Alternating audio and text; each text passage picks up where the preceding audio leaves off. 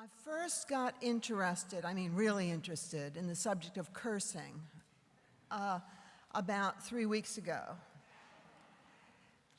One of the people on our staff told me to shut up and stop complaining about Judson's capital needs and to talk about something else. And I said, okay, fine. And I said, but what are we going to do? What are we going to do if I can't complain about it and talk about it and carry on about it? And they said, well, let's just put up a sign on our iconic front sign. I'm not going to tell you which staffer said this because you'll be against that individual forever. We just take down all those inspiring things that we put on the front sign, our iconic front sign, and we say, we need an effing elevator, www.judson.org. I'm polling later. That way we could get back to work preserving American democracy and joy. Advertising was this person's suggestion. Now, advertising, do y'all know what that is? It's a new thing that came about just as the Silicon Valley bust was starting. And what it does is it pushes the boundaries of advertising and tries to risk offbeat ads and really get your attention. It acknowledges that our attention is so diverted by so many things that you really have to do something splashy. So there's a priest in London who's doing advertising. She's been living on their broken roof for 32 days. So that's advertising, right? And the idea of a church cursing, that just fits all the criteria. Because people will at least notice that a church is cursing because churches aren't supposed to curse even if they do really need an effing elevator. So I was kind of warming up to this idea because it was simpler than so many of the other options. And warming up to this idea, I ran straight into the 10 Commandments, which are pretty clear. Thou shalt not take the name of the Lord thy God in vain. And I wondered if cursing, I had to figure out what cursing meant. So cursing in the commandment ways means saying God damn, right? Instead of God bless. But modern cursing has devolved into what we now refer to as the potty mouth situation, isn't it? So what are our favorite curses? F you. Really? Aren't the Me Too people onto that? You shouldn't say that to people. Think about it. It's really not very good to say that. Or my grandmother's favorite curse word was, and of course she was a German speaker in origin, and hers was, I just call that a BS. And we would just crack up because we would say, Grandma, that's not how you say it. It doesn't have an article in front of it. You just call it BS or HS, which is another potty-mouthed kind of situation, referring to what we call the down there or the underwear area. But these curse words are really not covered by the third commandment, as I see it. They're just not. They're new. They're an invention of language, and it's fine, but I don't know why we curse talking about bodily functions when we're all so sex positive and interested in bodily functions. So I heard a woman just yesterday. She was about 32, and she had about a 12-year-old son, and the son was really bothering her on the subway. And she said, Johnny, why are you always such a butthead? And I thought, that reminded me of the potty mouth situation, and I wondered if she was in compliance with the third commandment or not, and I think not. I think that it's irrelevant to calling your son a butthead or referring to the issue as the BS. And I kept thinking about everything I really knew about cursing, which was you're not supposed to do it. And the reason is it's unseemly. And most of the clergy in the room, and I know there are a lot of you, will tell you that if you're at a cocktail party and you've been talking for 5 or 10 minutes with someone, and then they say, and what do you do? And you say, well, I'm a clergy person, and they just cringe and say, oh God, what did I say? As though that was something bad. I play tennis with these women who call me the God Squad if I hit a lucky shot, and then they call me the B word and then apologize for it. And I've also heard a lot of different things about cursing, as one does going along in a life filled with curses. A lot of wives complain about their husbands who at the appropriate moment at a dinner party, at the second glass of wine, will start dropping the F-bomb, and they get embarrassed by that, as they should, I'm sure. Another play on cursing I learned is I'm part of a group at NYU, a chaplain circle, and we have 3 curses we use all the time. And this is an interfaith group, and many of the people are much more conservative religiously than anybody in this room. We often say, what the fest, and laugh and giggle. Or we invoke the NA rule for meetings, which you can imagine what that is, the no, NA rule for meetings. And sometimes hold the no asshole rule for meetings. That means don't be a jerk.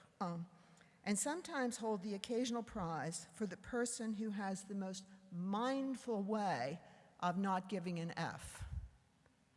Now, this is very important at NYU, where the major spiritual program is meditation and contemplation.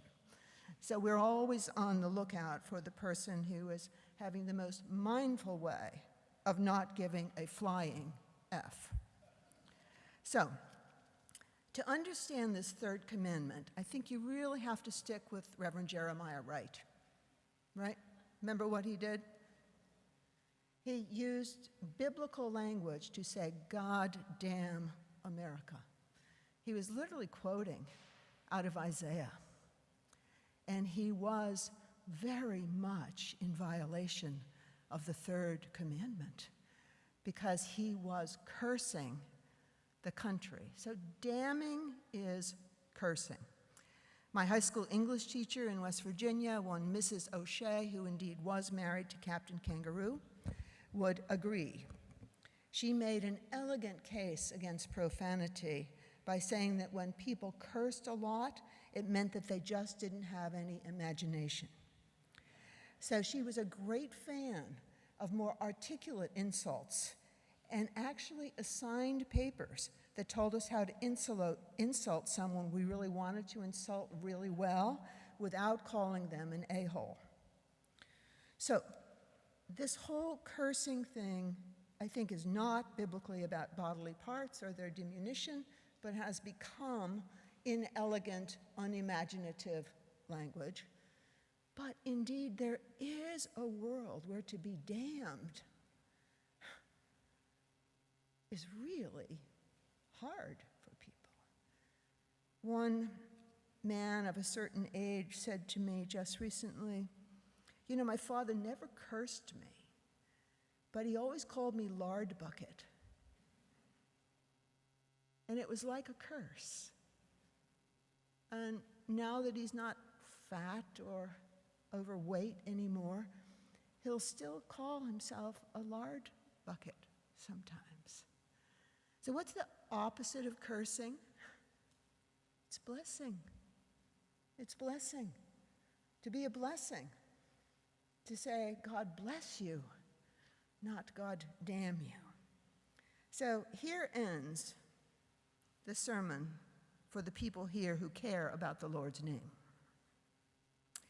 The 3rd commandment, in sum, is not about anything as normal as body parts or getting better at the art of insulting or the jockeying of a dinner party. It is about taking the name of God in vain, whoever God is for you, as a way of living in hell, cursed. It is a way to be damned. Damned if I'm not, we'll say.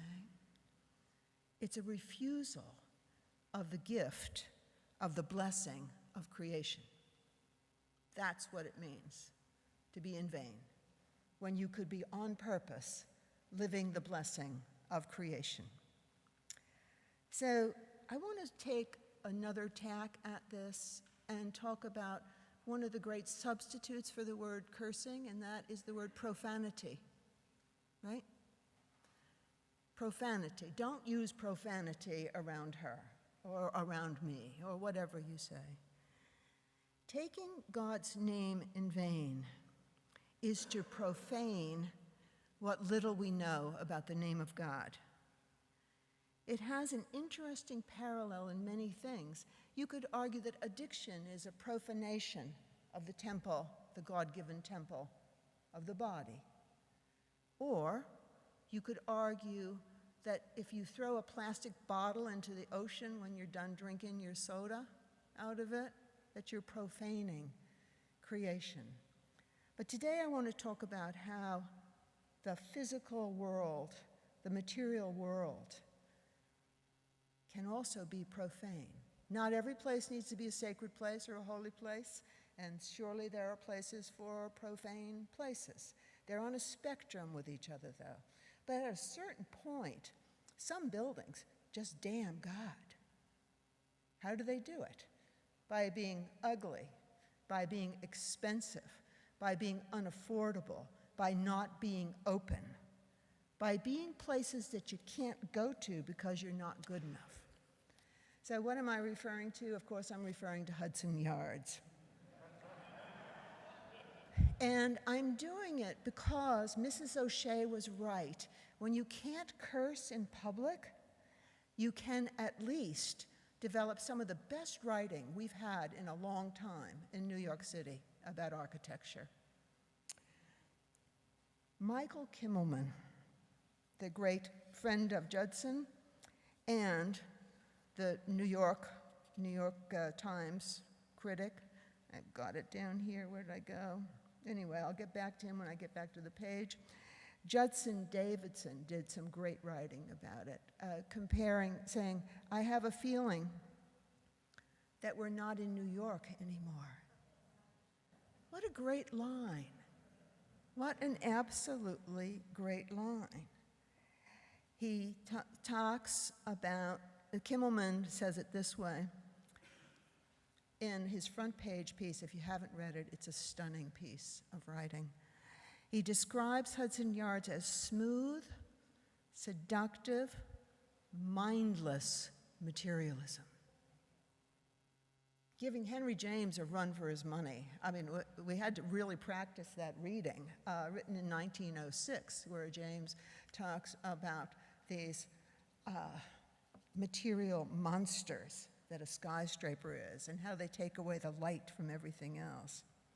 So the Hudson Yards development has been widely slammed as the new Oz. It makes the deal they tried to cut with Amazon look so small, it's not even funny. One of the articles, how Stephen Ross, the developer, outmaneuvered everyone, talks about Ross as a concierge mega-urban. Fascinating language. He's a developer who managed to get $5.6 billion of taxpayers' money, including $2 billion for the 7 train extensions and $1 billion in tax breaks for commercial developers. We're running around here worrying about Elizabeth Street Garden and Amazon. And they took $6 billion over the last decade to build that thing called Hudson Yards. And by the way, air rights from Central Synagogue, St. Bart's, and St. Patrick's Church were significantly sprinkled like baptismal rotten water on the project. When Davidson describes just how ugly and how gigantic Hudson Yards is, he asks this question. He says, how profane and how low can we go? These thoughts lead to darker questions. Hovering 25 feet above street level with guards at every corner, a spaceship that hasn't committed to landing while the rest of the city scrambles on, peculiar and perpetually discontented, sending its chorus of sirens and grumbles up to the party on the 101st floor, which party you did not get an invitation to. And if you're dumb enough to still ride the C train and believe that there's not enough money to take care of that problem, you don't deserve an invitation to that party. Now, Henry James wrote what he said in 1906, and I've never liked James. I think he's a cursor. He's got one piece of bad news after another. Nothing is ever good enough for him. And that's because he's a critic. But he does have one line in that modern testimony that I think is important, that in every age, one story is good until another one is told. One story's good until another one is told. So if you must curse, do so on behalf of the next story. God is trying hoarsely through deep flu and laryngitis to tell you. And if you must bless, refer to the purpose of beauty, the purpose of wonder, the purpose of affordability, the purpose of open, non-commercialized art. And finally, never forget that they've put a ritual space in Hudson Yards in case you want some high-priced art or high-priced spirituality. It's called The Shed. And some of you read the article that I think Jane and others circulated about how it's mimicking art space that happened here at Judson way back. And we were so stupid we didn't even charge admission. Amen.